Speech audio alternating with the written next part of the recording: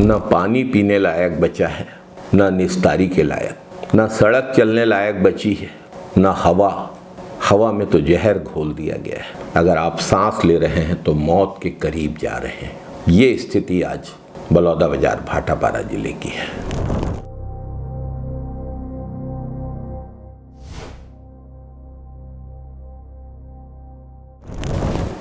नमस्कार साथियों, भाजपा सरकार के विकास मॉडल की असली तस्वीर आज सुहेला के गांवों में साफ दिखाई दे रही है। सीमेंट संयंत्रों से फैलता रासायनिक प्रदूषण सिर्फ पर्यावरण का नहीं, मानव जीवन का संकट बन गया है। बलौदाबाजार जिले की जनपद पंचायत सिमगा के हिरमी, रावण, चंडी, सुहेला की सीमा में स्थित 4 बड़े सीमेंट संयंत्रों के कारण पूरे क्षेत्र में वायु, जल, भूमि प्रदूषण गंभीर स्तर पर पहुंच चुका है। इन संयंत्रों से जुड़े 10 चक्का से लेकर 28 चक्का तक के भारी वाहन रात दिन चलते हैं, इस इलाके की सड़कों को रौंदते हुए बलौदाबाजार से सिमगा, सुहेला से भाटापारा होते हुए मोहरा और पड़कीडीह तक सड़कें सीमेंट, क्लिंकर, जिप्सम और कोयले की धूल से ढकी हुई हैं।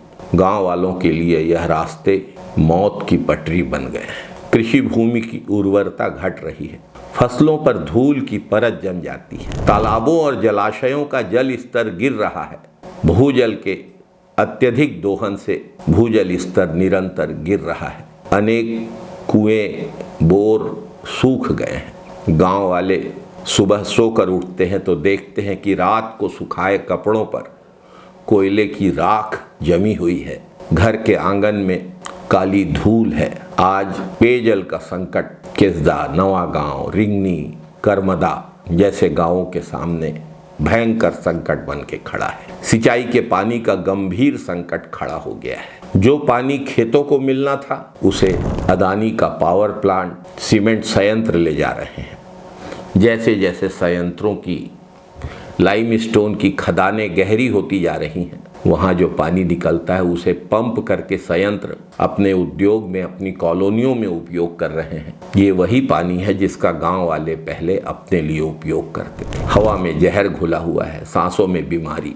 सीमेंट फैक्ट्रियों से निकलने वाला काला धुआं सड़कों पर अंधेरा फैला रहा है। बच्चों के फेफड़ों पर, बुजुर्गों की सांस पर, पशुओं के स्वास्थ्य पर दुष्प्रभाव पड़ रहा है। गांव वालों का कहना है कि दमा, एलर्जी, आंखों की जलन और त्वचा रोग तेजी से बढ़ रहे हैं। लेकिन प्रदूषण नियंत्रण बोर्ड और प्रशासन कारपोरेट के आगे मौन है, हाथ बांधे खड़ा है। प्रशासन की चुप्पी इस पर्यावरणीय अपराध में सीधी साझेदारी है। पर्यावरण मंडल ने नियमों के खिलाफ जाके सर्वोच्च न्यायालय के निर्देशों की अवहेलना करके अनेक संयंत्रों को अनुमति दी है। सबसे गंभीर सवाल, इन संयंत्रों में प्रदूषण नियंत्रण तकनीकें क्यों नहीं लागू की जा रही हैं?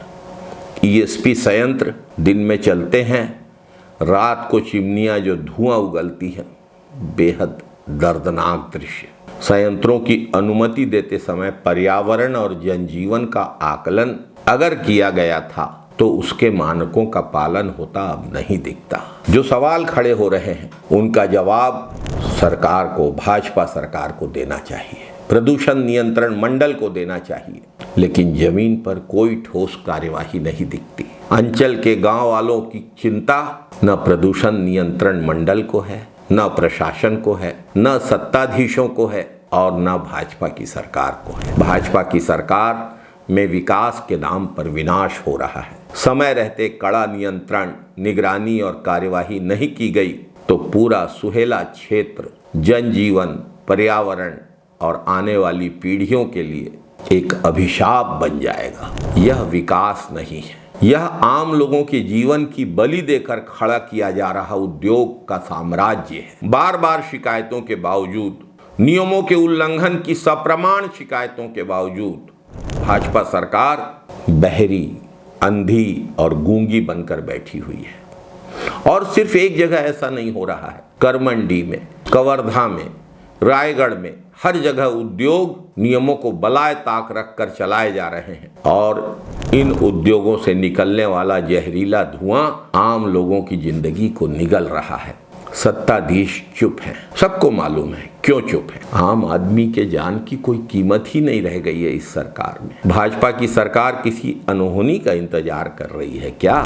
इंदौर की घटना से कुछ सीखा नहीं भाजपा ने? इंदौर का दोहराव छत्तीसगढ़ में करना चाहते हैं, सुहेला में करना चाहते हैं। असली आवाज की स्पष्ट मांग, जहां भी नियमों का उल्लंघन हो रहा है वहां उद्योगों के खिलाफ कड़ी कार्यवाही की जाए। नियमों के खिलाफ दी गई पर्यावरण अनुमतियों की जांच की जाए और उनको रद्द किया जाए।